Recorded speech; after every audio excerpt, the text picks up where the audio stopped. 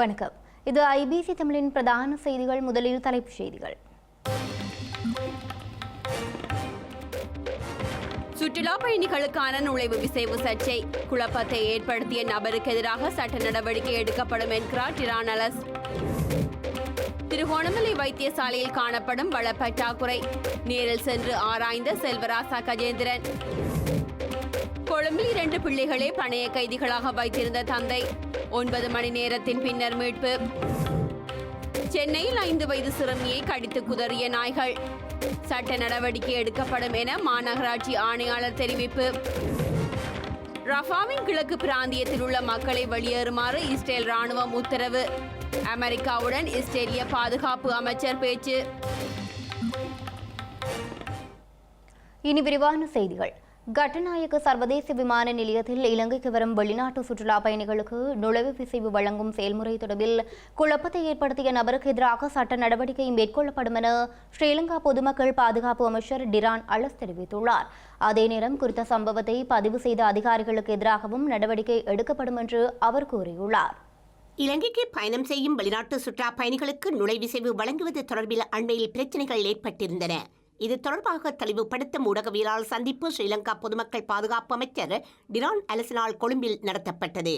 இதன்போது வெளிநாட்டு சுற்றுலா பயணிகளுக்கு நுழைவிசைவு வழங்குவது தொடர்பான பிரேரணை கடந்த 2023ஆம் ஆண்டு நவம்பர் மாதம் 23ஆம் தேதி விவாதமின்றி நாடாளுமன்றில் நிறைவேற்றப்பட்டதாக டிரான் அலஸ் கூறினார். மேலும் நுழைவு விசைவு வழங்கும் சர்ச்சைக்குரிய BFS நிறுவனம் இந்திய நிறுவனம் அல்ல என்றும் அது பிளாக்ஸ்டோன் குழுமத்திற்கு சொந்தமான ஒரு சர்வதேச நிறுவனம் என்றும் கூறினார். அதன் பங்குதாரர் ஜெர்மனியில் இருப்பதாகவும் அமைச்சர் சுட்டிக்காட்டியுள்ளார். மேலும் நுழைவு விசைவு வழங்குவது அல்லது நிராகரிப்பது தொடர்பாக BFS நிறுவனம் எந்த நடவடிக்கையும் எடுக்க முடியாதென்றும் ஸ்ரீலங்கா குடிவரவு திணைக்களத்தால் மட்டுமே முடிவுகள் எடுக்கப்படும் என்றும் அமைச்சர் கூறினார். இதேவேளை இலங்கைக்கு பயணம் செய்யும் வெளிநாட்டு சுற்றுலா பயணிகளுக்கு நுழைவு விசைவு வழங்குவது தொடர்பில் ஏற்பட்ட குழப்பம் தொடர்பாக பேசிய நபரிடம் ஸ்ரீலங்கா காவல்துறையினர் வாக்குமூலம் பெற்றுக் கொண்டுள்ளனர். குறித்த நபர் கட்டுநாயக்க காவல் நிலையத்துக்கு அழைக்கப்பட்ட நிலையில் வாக்குமூலம் பதிவு செய்யப்பட்டுள்ளது. திருகோணமலை மாவட்ட பொது வைத்தியசாலை சமூகம் எதிர்நோக்கும் குறைபாடுகளை சீர் செய்ய ஸ்ரீலங்கா சுகாதார அமைச்சு உடனடியாக முன்வர வேண்டும் என தமிழ் தேசிய மக்கள் முன்னணியின் நாடாளுமன்ற உறுப்பினர் செல்வராசா கஜேந்திரன் வலியுறுத்தியுள்ளார். வைத்தியசாலையில் காணப்படும் பிரச்சினை தொடர்பில் எதிர்வரும் வாரம் இடம்பெறவுள்ள நாடாளுமன்ற அமர்விலும் எடுத்துரைக்கவுள்ளதாக அவர் குறிப்பிட்டுள்ளார். திருகோணமலை வைத்தியசாலையில் நிலவும் ஆளணி பற்றாக்குறை மற்றும் வளப்பற்றாக்குறைகள் தொடர்பில் நேரடியாக கள ஆய்வுகளை மேற்கொண்ட பின்னர் அதனை கூறியுள்ளார். விபத்து மற்றும் அவசர சிகிச்சை பிரிவு அமைக்கப்படவில்லை. அதேபோன்று இறுதிய சத்திர சிகிச்சை தொடர்பான கட்டட தொகுதியும் இன்னும் அமைக்கப்படவில்லை. அதனால் பெருமளவான நோயாளர்கள் வேறு மாவட்டங்களுக்கு வேறு வைத்தியசாலைகளுக்கு செல்ல வேண்டிய நிலைமை காணப்படுகின்றது. இங்கிருக்கின்ற விடுதிகளில் அடிப்படை வசதிகள் எதுவும் கிடையாது. மோசமாக பாழடைந்த நிலைமையிலே தான் இருக்கின்றது. விடுதிகளில் காற்றாடிகள் கூட சீராக இயங்குவதில்லை என்கின்ற ஒரு நிலைமை இருக்கின்றது. ஓரிரு விடுதிகளிலே குடிநீர்கள் இல்லாத நிலைமை இருக்கின்றது. கொரிடோர்கள் எல்லாம் மோசமாக பாதிக்கப்பட்ட நிலைமையில் இருக்கின்றது. இங்கே ஒரு CT இயந்திரம் மிக பழையதாக இருக்கின்றது. MRI இயந்திர தொகுதி கிடையாது. அதே போன்று இன்னும் பல தேவைகள் இந்த வைத்தியசாலையில் இருக்கின்றது. இந்த குறைபாடுகள் தொடர்பாக நாங்கள் பார்வையிட்டு இதை நாங்கள் சுகாதார அமைச்சினுடைய கவனத்துக்கு கொண்டு வருகின்ற ஒரு நோக்கத்தோடு இந்த சந்திப்புகளை நாங்கள் செய்திருக்கின்றோம். பாராளுமன்றத்திலும் எதிர்வரும் வாரங்களிலே நாங்கள் இந்த பிரச்சனைகள் தொடர்பாக வெளிக்கொண்டு வந்து இதனை நிவர்த்தி செய்வதற்கு நாங்கள் தொடர்ச்சியாக அழுத்தங்களை விநியோகித்து இந்த நிலைமைகளை மாற்றுவதற்கு நாங்கள் எங்களால் முடிந்த முழு முயற்சிகளையும் மேற்கொள்வோம். ஸ்ரீலங்கா ஜனாதிபதி மற்றும் அரசாங்கத்தின் கடின உழைப்பால் பொருளாதார நெருக்கடியிலிருந்து இலங்கை வளர்ச்சி கண்டு வருவதாக ராஜாங்க அமைச்சர் சதாசிவம் வியாழேந்திரன் தெரிவித்துள்ளார். அத்துடன் அத்தியாவசிய பொருட்களின் விலையை குறைப்பதற்காக அரசாங்கம் விசேட செயற்திட்டங்களை மேற்கொண்டு வருவதாக மட்டக்களப்பில் இடம்பெற்ற நிகழ்வொன்றில் அவர் குறிப்பிட்டுள்ளார். நாடு ஒரு மோசமான பொருளாதார சூழ்நிலையில் இருந்தது அறிவீர்கள். ஒரு கட்டத்திலே டீசலுக்கு லைன், பெட்ரோலுக்கு லைன், மண்ணெண்ணெய்க்கு லைன், காசு இருந்தாலும் பொருட்கள் இல்லை. பலர் நாட்டை விட்டு வெளியேறினார்கள். வேகமாக ஒரு மிகப்பெரிய பொருளாதார வீழ்ச்சிக்குள்ளே எங்களுடைய நாடு சென்றது. ஆனால் இன்று இறைவனுடைய அருளாலும் அரசாங்கம், ஜனாதிபதி பலர் கூட்டாக எடுத்துக்கொண்ட கடின உழைப்பால் இன்று நாடு மெதுமெதுவாக படிப்படியாக இந்த பொருளாதார வீழ்ச்சியிலிருந்து வேகமாக வளர்ந்து வருகிறது. இவ்வாறான பொருளாதார வீழ்ச்சியை சந்தித்த பல நாடுகள் 30, 40, 50 வருஷமாகி கூட இன்றைக்கு பல நாடுகள் உலகத்தில் எழல.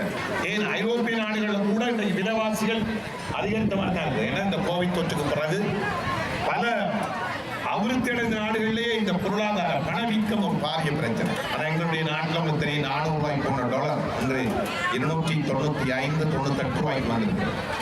460 ரூபாய் போன ஜூரோ 316 ரூபாய்க்கு வந்திருக்கு. ஆகவே படிப்படியாக நாடு வளர்ச்சி கண்டு வருகிறது. ஆனால் இருந்தாலும் ஒரு பெரிய கவலை இருக்கிறது, மக்களுடைய வாழ்க்கை சுமை இன்னும் பெரிதாக குறையவில்லை. ஆனால் அது குறைய வேண்டும். அதுதான் அரசாங்கம் விரும்புகிறது, ஜனாதிபதி விரும்புகிறார். எப்படியாவது மக்களுடைய வாழ்க்கை சுமையை குறைக்க வேண்டுமானால் பொருட்களின் விலை பொதுவாக குறைக்கப்பட வேண்டும். ஆகவே விலைவாசியை குறைப்பதற்கான நடவடிக்கைகளை பல உற்பத்தி வேலை திட்டங்களை இந்த வருஷத்துக்குரிய வரவு செலவு திட்டத்தை ஒதுக்கி வேகமாக அதை அரசாங்கம் வழங்கி கொண்டிருக்கிறது. இலங்கையின் வடமத்திய மாகாண சபையை முற்றுகையிட்டு ஆர்ப்பாட்டத்தில் ஈடுபட்ட வேலையற்ற பட்டதாரிகள் 22 பேர் கைது செய்யப்பட்டுள்ளனர். அனுராதபுரத்தில் உள்ள வடமத்திய மாகாண சபையை முற்றுகையிட்டு மாகாண வேலையற்ற பட்டதாரிகள் இன்று போராட்டத்தில் ஈடுபட்டனர். தமது கோரிக்கைகளுக்கு நிரந்தர தீர்வு காணுமாறு கோரி இவர்கள் போராட்டத்தில் ஈடுபட்டிருந்தனர். இதனை அடுத்து அங்கு ஏற்பட்ட அமைதியின்மையை தொடர்ந்து ஆர்ப்பாட்டத்தில் ஈடுபட்டவர்களை காவல்துறையினர் கலைக்க முயற்சித்தனர். இதன்போது 11 பெண்கள் உள்ளிட்ட 22 பேர் கைது செய்யப்பட்டுள்ளனர். வரலாற்று சிறப்புமிக்க யாழ்ப்பாணம் சுதுமலை ஸ்ரீ புவனேஸ்வரி அம்பாள் ஆலய வருடாந்த மகோற்சவ திருவிழா இன்றைய தினம் கொடியேற்றத்துடன் ஆரம்பமாகியுள்ளது. அதிகளவான பக்தர்களின் பங்கேற்புடன் இன்று காலை மகோற்சவ திருவிழா ஆரம்பமாகியுள்ளது.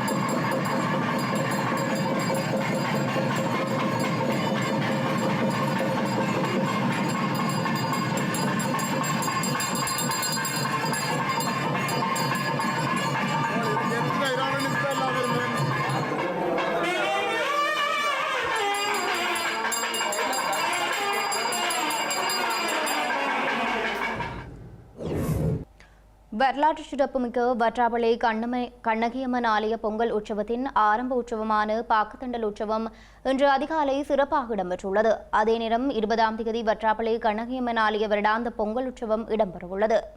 வட்டாப்பளை கண்ணகியம்மன் ஆலயத்தின் வருடாந்த பொங்கல் நிகழ்வை ஆலயத்துடன் தொடர்புடைய வீடுகளுக்கு சென்று தெரிவிக்கும் சம்பிரதாய உற்சவமாக இந்த பாக்குத்தண்டல் உற்சவம் அமைந்துள்ளது. அந்த வகையில் இன்று அதிகாலை 1:30 மணியளவில் முள்ளியவளை காட்டு விநாயகர் ஆலயத்தில் மடைபரவி வழிபாடுகள் இடம்பெற்றுள்ளதை தொடர்ந்து ஆலயத்துடன் பாரம்பரியமாக தொடர்புடைய குடும்பங்களிடம் சென்று பாக்குத்தண்டல் உற்சவம் நடைபெற்றுள்ளது. பாக்குத்தண்டலுக்கு சென்றவர்கள் முள்ளியவளை காட்டு விநாயகர் ஆலயத்தினை வந்தடைந்ததும் அங்கு அம்மன் சன்னிதானத்தில் விசேட பூசை வழிபாடுகள் இடம்பெற்றன.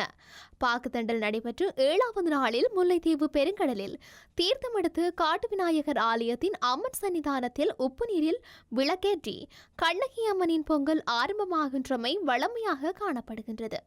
அந்த வகையில் எதிர்வரும் 13ஆம் தேதி திங்கட்கிழமை கடல் நீர் தீர்த்தம் எடுத்தல் நிகழ்வும் அதனைத் தொடர்ந்து 7 நாட்கள் முள்ளியவளை காட்டு விநாயகர் ஆலயத்தில் அம்மன் சன்னிதானத்தில் உப்பு நீரில் விளக்கறியும் அற்புத நிகழ்வும் இடம்பெற்றுள்ளது.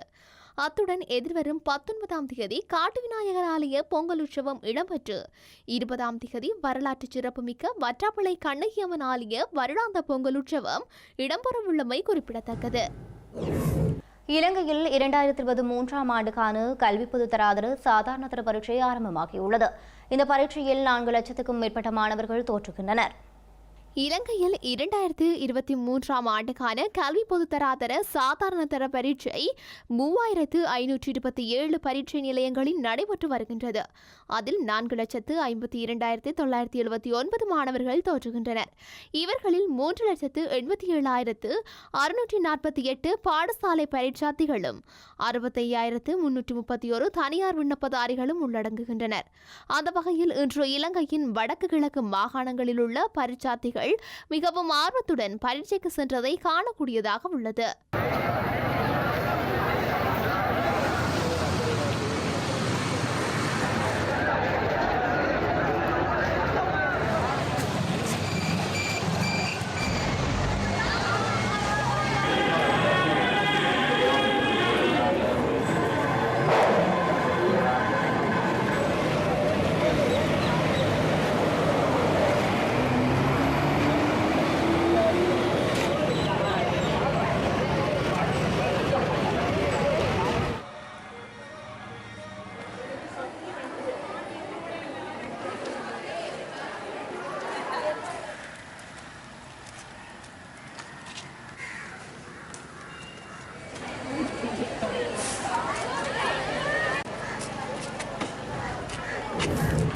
கொழும்பின் புறநகர் பகுதியான ஹங்வெல பிரதேசத்தில் தனது 2 பிள்ளைகளை பயண கைதிகளாக வைத்திருந்த தந்தையொருவர் ஸ்ரீலங்கா காவல்துறை விசேட அதிரடிப்படையினரால் கைது செய்யப்பட்டுள்ளார்.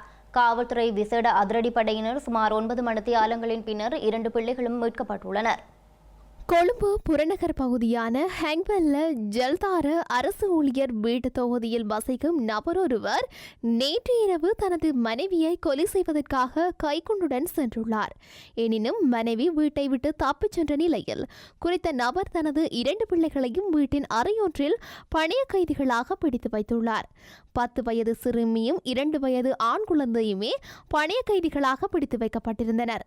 இதனை அடுத்து ஹங்வெல்ல காவல்துறை அதிகாரிகள் குழு மற்றும் காவல்துறை விசேட அதிரடிப்படையின் வெடிகுண்டு செயலிழப்பு பிரிவின் அதிகாரிகள் குழு சம்பவ இடத்திற்கு சென்று 2 பிள்ளைகளையும் மீட்கும் நடவடிக்கையில் ஈடுபட்டிருந்தனர். காவல்துறை விசேட அதிரடிப்படையினர் சுமார் 9 மணித்தியாலங்களின் பின்னர் பிள்ளைகளை மீட்டுள்ளனர். அத்துடன் தந்தை கைது செய்யப்பட்டுள்ளதுடன் மேலதிக விசாரணைகளுக்காக ஹன்வெல்ல காவல் நிலையத்தில் ஒப்படைக்கப்பட்டுள்ளார். இலங்கையில் கிராம உத்தியோகத்தர்கள் மேற்கொண்டு வரும் 2 நாள் வேலை நிறுத்தத்துக்கு ஆதரவு தெரிவித்து வவுனியா மற்றும் திருகோணமலை தம்பலகாம கிராம உத்தியோகத்தர்களும் பணிப்புறக்கணிப்பில் ஈடுபட்டுள்ளனர்.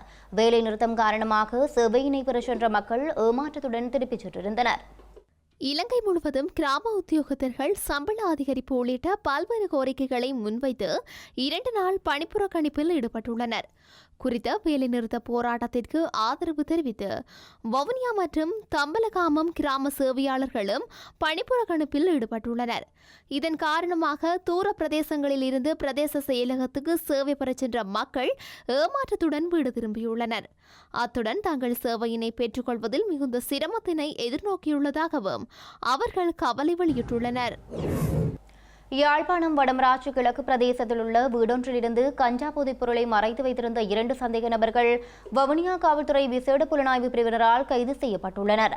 குறித்த சந்தேக நபர்கள் இருவரையும் கிளிநொச்சி நீதிமன்றத்தில் முன்னிலைப்படுத்த மருதங்கணி காவல்துறையினர் நடவடிக்கை எடுத்துள்ளனர். வவுனியா காவல்துறை விசேட புலனாய்வு பிரிவினருக்கு நேற்று இரவு கிடைக்கப்பட்ட ரகசிய தகவலின் அடிப்படையில் யாழ்ப்பாணம் வடமராட்சி கிழக்கு பிரதேசத்தில் உள்ள வீடொன்றில் தேடுதல் நடவடிக்கை முன்னெடுக்கப்பட்டது. இதன்போது வீட்டில் சூட்சுமமான முறையில் மறைத்து வைக்கப்பட்டிருந்த 30 கிலோ 500 கிராம் கஞ்சா போதைப்பொருள் கைப்பற்றப்பட்டுள்ளது. அத்துடன் கஞ்சா போதைப்பொருளை உடைமையில் வைத்திருந்த குற்றச்சாட்டில் அதே பகுதியைச் சேர்ந்த 36 மற்றும் 35 வயதுடைய 2 சந்தேக நபர்களும் கைது செய்யப்பட்டுள்ளனர். கைது செய்யப்பட்ட சந்தேக நபர்கள் மற்றும் மீட்கப்பட்ட கஞ்சா பொருட்கள் என்பன மருதங்கணி காவல் நிலையத்தில் ஒப்படைக்கப்பட்டுள்ளன. சம்பவம் தொடர்பான மேலதிக விசாரணைகளை மருதங்கணி காவல்துறையினர் முன்னெடுத்து வருவதுடன் சந்தேக நபர்கள் இருவரும் கிளிநொச்சி நீதிமன்றில் முன்னிலைப்படுத்தப்பட உள்ளனர். மட்டக்களப்பு ஏறாவூர் செங்கலடி பிரதான வீதியில் இடம்பெற்ற விபத்தில் காயமடைந்த 5 வைத்தியசாலையில் அனுமதிக்கப்பட்டுள்ளார். சாரதியின் தூக்க கலத்தினத்தினால் இந்த விபத்து இடம்பெற்றுள்ளதாக விசாரணைகளில் தெரியவந்துள்ளது. கல்முனையிலிருந்து மகரகம நோக்கி சென்ற இலங்கை போக்குவரத்து சபைக்கு சொந்தமான பேருந்தே இன்று அதிகாலை விபத்துக்குள்ளாகியுள்ளது. சாரதியின் தூக்க கலக்கத்தினால் வேக கட்டுப்பாட்டை இழந்த பேருந்து வீதியை விட்டு விலகி மின்கம்பத்தில் மோதுண்டு விபத்துக்குள்ளாகியுள்ளது. விபத்தில் காயமடைந்த சாரதி மற்றும் நடத்துனர் உள்ளிட்ட 5 செங்கலடி மற்றும் மட்டக்களப்பு போதனா வைத்தியசாலையில் சிகிச்சைக்காக அனுமதிக்கப்பட்டுள்ளனர். இது தொடர்பான மேலதிக விசாரணைகளை ஏறாவூர் காவல்துறையினர் மேற்கொண்டு வருகின்றனர். செய்திகளின் நிறைவாக இனி மீண்டும் தலைப்புச் செய்திகள்.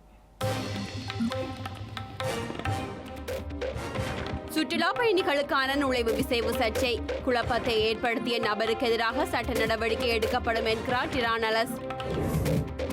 திருகோணமலை வைத்தியசாலையில் காணப்படும் வள பற்றாக்குறை, நேரில் சென்று ஆராய்ந்த செல்வராசா கஜேந்திரன்.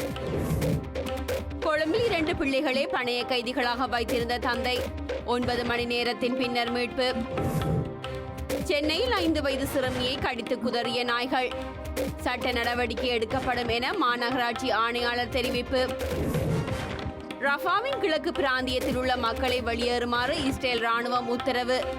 அமெரிக்காவுடன் இஸ்ரேலிய பாதுகாப்பு அமைச்சர் பேச்சு.